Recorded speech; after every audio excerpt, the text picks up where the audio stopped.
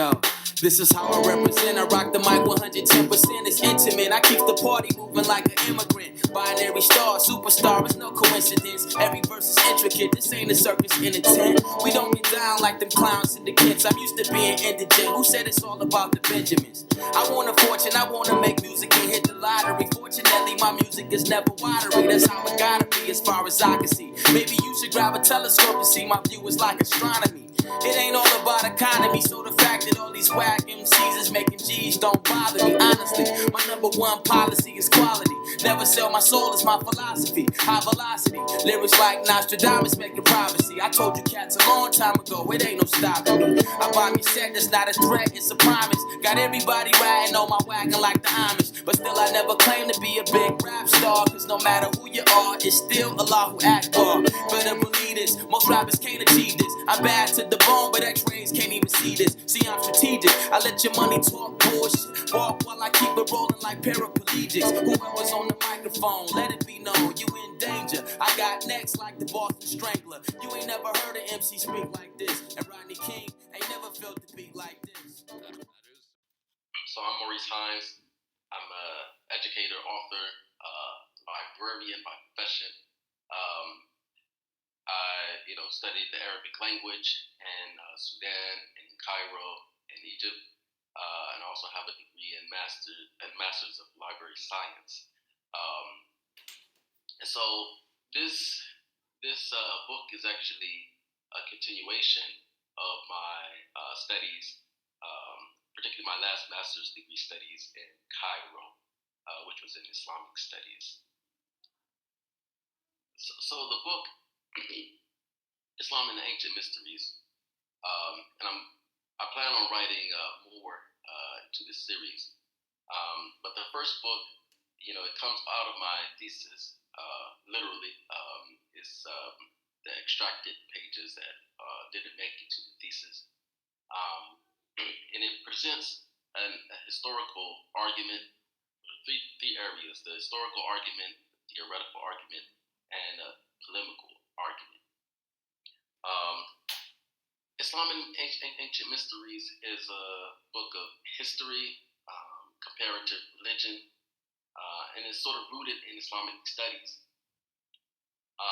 as well as readings in other areas like early Christianity, Gnosticism, Afrocentrism, Theosophy, Freemasonry, and other works that I've just come across over the years.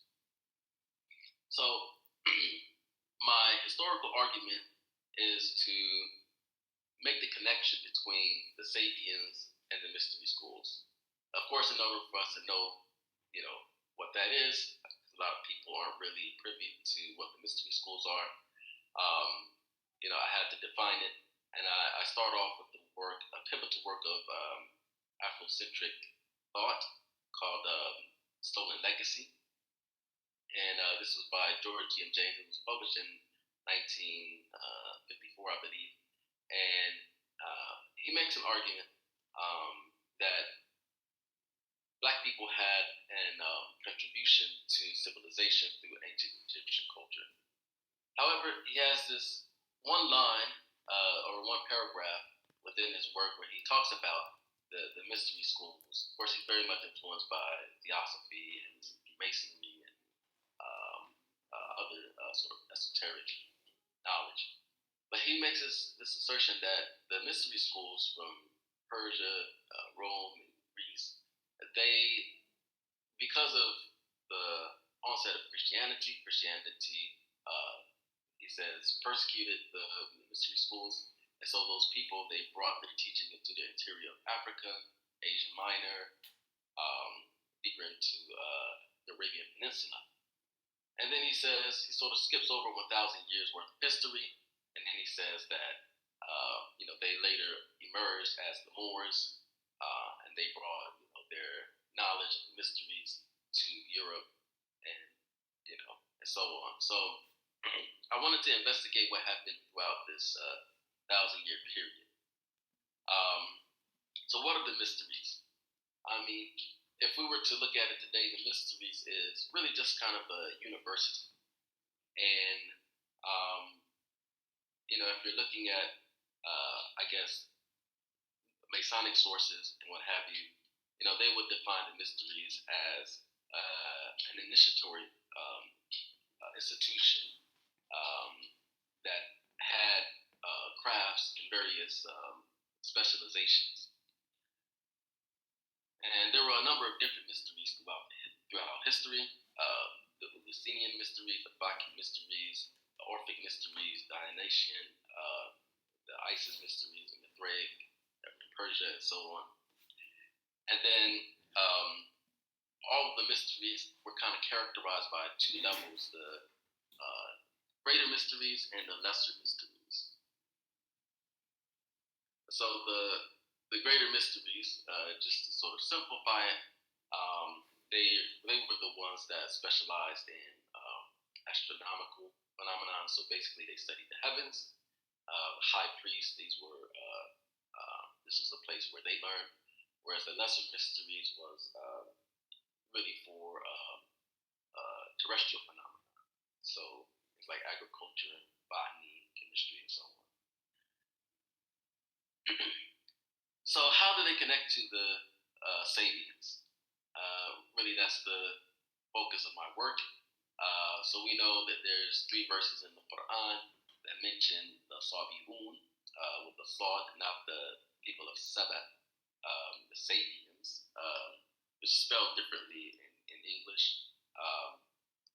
I can clarify that later, but the Sabiun that are mentioned in verses Baqarah 67, Ma'idah 69, and Al-Hajj 17, they mention this mysterious group called the Sabiun, and they're easily overlooked if we just sort of we look at the other words around them, Sala, we kind of know, we think we know what those groups are, and so we just figure maybe Sabians are one of those types of groups, but it's not very well defined. And of course, exegetes, they looked at who the Sabians were, but it's not a discussion that we are privy to much nowadays. And just so in brief, the Mufassirin, like Babari, Qurtubi, Razi, they talked about the Sabiun. They basically said that they were a monotheistic people that either worship the angels or they worship the stars, the celestial bodies. Which is kind of a contradiction, looking through a Muslim lens. Like, how can they be monotheistic and still worship angels or worship anything other than Allah? And this is something that I try to unfold in the book. I can expand on that a little bit more later as well. But then, if we're looking at historical works in Arabic, they say that the Sabians are sort of the religion of the ancient world, and they connect them with astrology, they connect them with occult, the Chaldeans of Iraq, Syria, that region, and some authors spread it all over the world. Say that the religion of the ancient Egyptians was Sabianism, the religion of India was Sabianism, China, and so on. And really, if we look at the history of the world, we'll find that most, I guess, the religion of most of the world, even in ancient America, was the stars. So it's not too far-fetched. I'm going to skip over and just sort of talk a little bit about the history. I'm going to try to wrap it up. So, what's the historical connection between the Sabians and the mystery schools? So I do this sort of historical connection. It really kind of starts off. Well, I think a good point to start off with is that Alexander the Great's conquest of Persia. And this is when he kills Darius II, and he basically takes all their books and destroys their buildings with the knowledge written on it and stuff. And then he sort of uses this to, revive Rome, Greece at the time, and Persia. They, from this moment, they're behind. They feel like they have to rebuild their mysteries or their knowledge, and so that's really a project that happens in Persia, and it goes on up until Islamic conquest. And then Christianity comes on the scene, and it really challenges the mysteries, particularly of Rome, philosophically. And during the first couple of 100 years where Christians are persecuted within the Roman Empire, there's sort of the mysteries becomes more philosophical and more religious, and also religion, Judaism and Christianity, they become more philosophical as well, and more sort of they debate the people that would have been associated with the mysteries. And so once the 4th century comes around, Constantine embraces Christianity. He puts a halt to the persecution of Christians, and then through a kind of a slower process, Christianity becomes the official religion of the Roman Empire. Now, I know George C.M. James and a lot of people, even Muslims, might look at that history very cynically. They reference the Nicene Creed and those councils that happened throughout the centuries in early Christianity. But we have to remember that the Holy Roman Emperor, he was called Pontifex Maximus, which meant that he was both the spiritual authority and the temporal authority. And because Christianity and the mysteries were two conflicting religions, they were completely different. They were on two ends of the debates. Then that's sort of a dissonance. So an emperor can't really be the head of both religions. So basically, they wanted to philosophize Christianity to a certain degree, but they also wanted to sort of state what the creed was. And so that's why you have the Trinity and everything like that, in my view. And so once the Christians sort of had the upper hand, they start to persecute the people that hold on to the mysteries in the form of Gnosticism, Neoplatonism, and other forms. It's really Theodosius first, and Justinian, and later on the Emperor Maurice, who are kind of the staunchest on persecuting the mysteries. And so Islam really arrives at this scene. So there's a lot of instability in Rome. There's invasions from Central Asians and Slavs and Huns that are attacking them from the north. The Roman Empire is also clashing with Persia. They're fighting off the mysteries as well as heresies within the church. So the whole Arian controversy. There's also climate change. There's a huge volcano that explodes in the middle of the 6th century. And there's also a plague. And this is the time that the Prophet Muhammad was born. And in fact, it happened before Muhammad's prophetic mission, that the Emperor Maurice, he was persecuting pagans for the mysteries of Haran. Haran is a place that shows up, later in Islamic history as really the foothold of the last foothold of Sabianism, as they're called.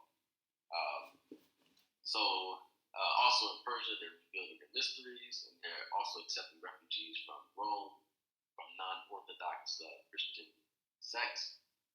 And then if we're looking at Arabia during that time, it's really not beholden to either Persia or Rome, but it's influenced by both places. And it's my belief that Arabia was sort of a haven for different religious groups and lots of sort of unorthodox religious thought. And this is known through George G. and James' book. He talks about this, and as well as Masonic sources. And so the Quran and the prophetic mission, they kind of come to settle a lot of these disputes, and I think that's why it was easier for the peoples of these lands that were controlled by Persia and Rome later on to really embrace Islam. Last part of last element of my book would be sort of the polemical argument. And it's really just to make this sort of this Sabian Hanif dichotomy or continuum, if you will, as a framework that we can use to look at religion. And so these debates within my community, African American, particularly conscious communities, over Abrahamic religions versus traditional African religions, or any other sort of expression of Black religion. These kind of fall on these Sabian Hanif fault lines, as well as sort of anti-religiosity nowadays, which is really inserted into the American psyche through the Theosophical Society, and this is kind of when I get into Rene Guénon and his works sort of deal with modernism and spirituality. So this is sort of the synopsis of my book. I know I left a lot of things out, but we can discuss, inshallah. All right. So maybe starting off with the last thing you mentioned, and that's Rene Guénon and modernism. Would you describe Rene Guénon as fitting on the Sabian Hanif continuum, and if so, on what side or what aspect of the continuum? So the way he frames it is, I guess, a bit different from how I frame it, but I think there are still similar fault lines. I mean, he frames it, traditionalism and spiritualism, or sort of modernism, as being the enemy, so to speak. But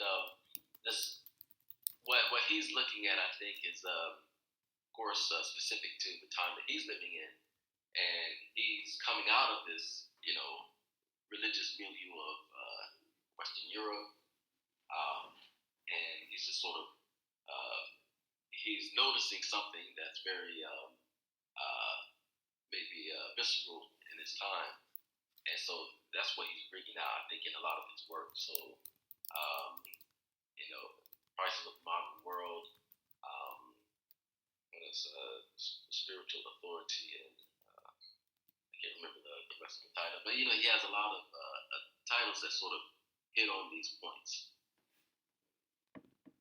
Okay, so could you expand us a little bit more on some of the characteristics of Sabian religion, or Sabianism? So I mean, there's quite a bit, because it becomes sort of this broad stroke that many Western scholars that study Sabianism, they kind of say, it's very convoluted, and the Muslims, when they write about it, it seems like they just throw everyone under this this umbrella of Sabian thought. But I do think they had a good idea of who the Sabians were.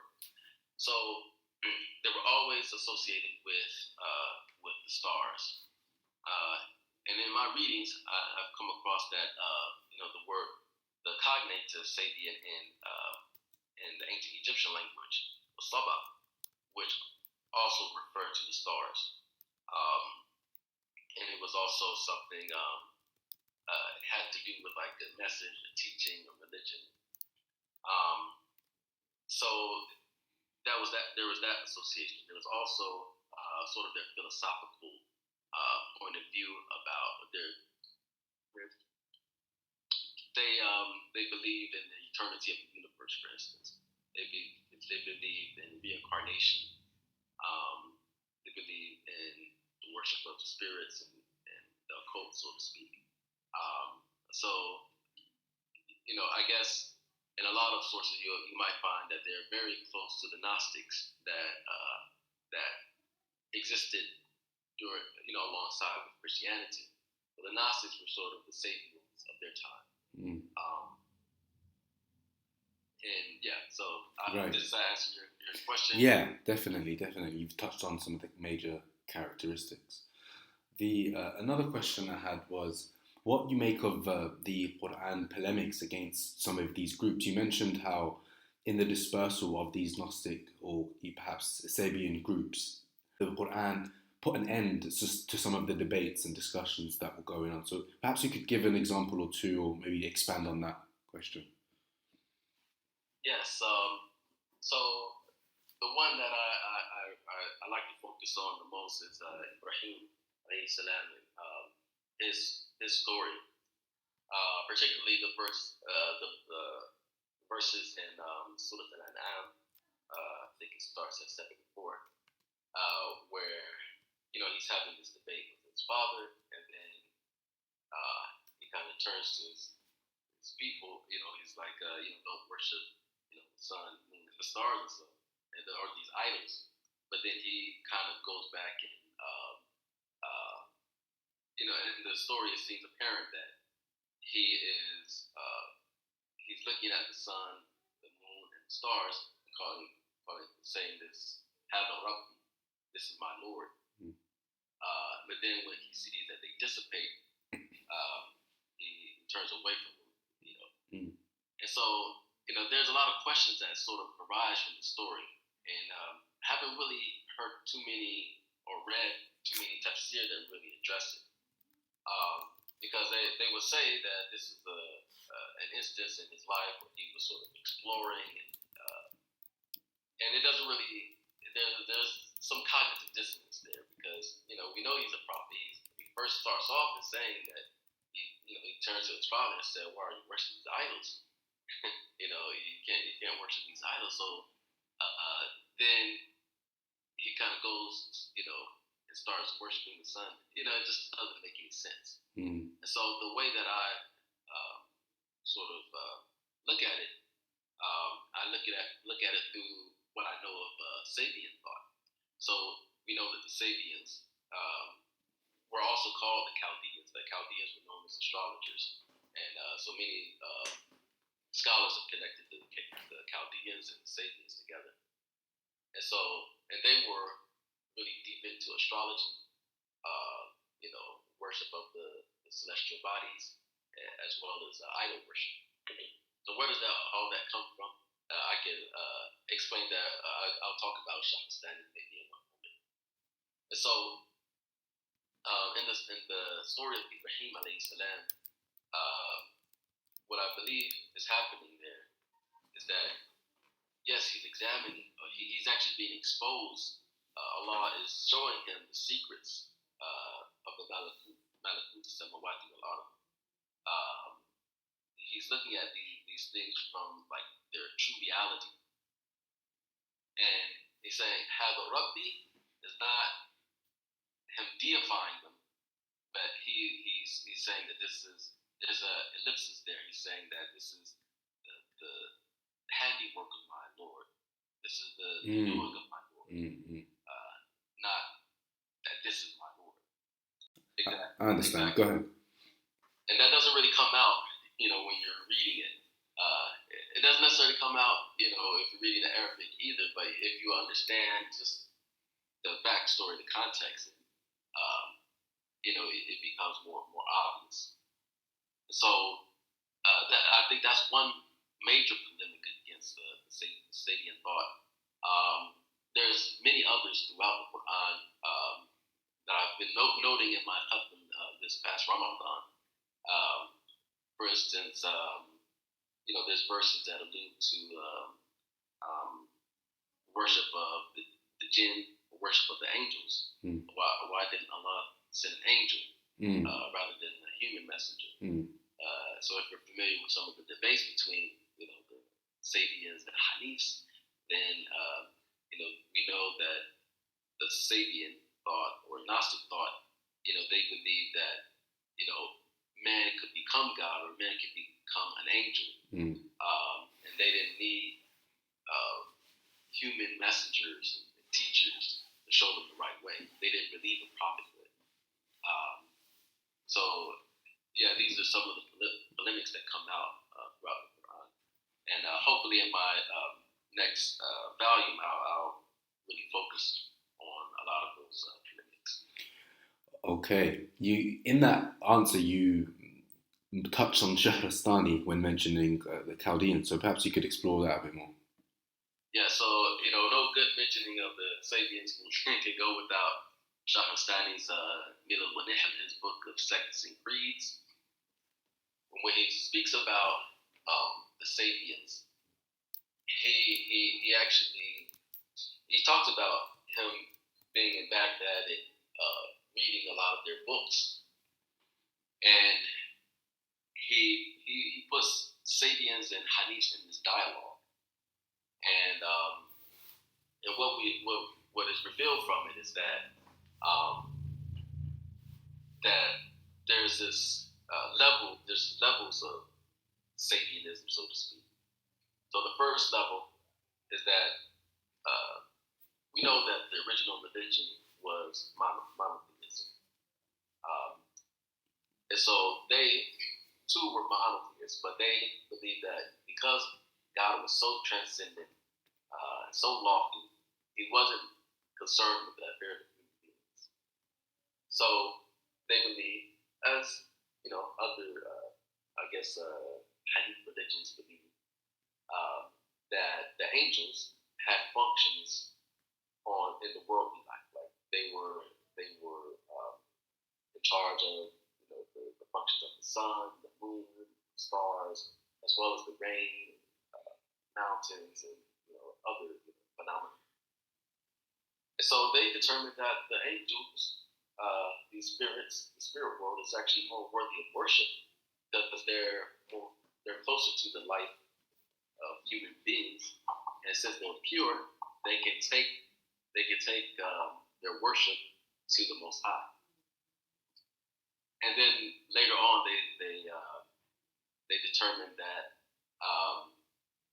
these spirits were pure spirits. They were light, and so they could their bodies were the stars, the sun, and the moon, and other things. So they could direct their worship to these celestial phenomena. And then on another level, they believe that the stars, the sun, and the moon, they were only visible at certain times. So what do they do when they're not visible? So what they did was they created temples on Earth, certain places that align with the stars, and they created in those things idols and images that they could worship, in lieu of the celestial phenomena. So that's where idol worship comes in. And Sharastani actually determines that it's only that point that they become Muslims. And then he also states that they believe in cyclical time and reincarnation,